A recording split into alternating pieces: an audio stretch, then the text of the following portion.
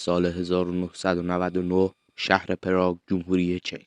ساعت 3 بامداد، خیابان‌ها خالی، شهر در سکوت. اما برای بعضی‌ها این ساعت پایان کار نبود. قربانی‌ها نمی‌فهمند، نه دویدن، نه فریاد، نه حتی هشدار.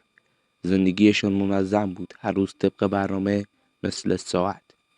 7 نفر در طول 5 سال در پراگ، برلین و وین، همه بدون زخم، بدون درگیری، بدون خونریزی، در یک ساعت خاص. 3 بامداد. درها باز، خانه‌ها مرتب، چراغ‌ها خاموش و هیچ نشانه‌ای از ورود اجباری نیست. پزشکی قانونی گفت ایست ناگهانی قلب، نه سم، نه خفگی، نه بیماری. اما هر صحنه یک چیز عجیب داشت. 1 ساعت، یا 1 دقیقه قبل ساعت 3 بامداد، یا 1 دقیقه بعد ساعت 3 بامداد.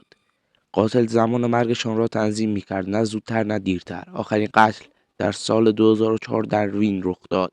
ساعت ساز ناپدید شد. پرونده هنوز باز است و تنها چیزی که می‌دانیم اگر برگردد ساعت 3 بامداد دوباره قتل‌ها شروع خواهد شد.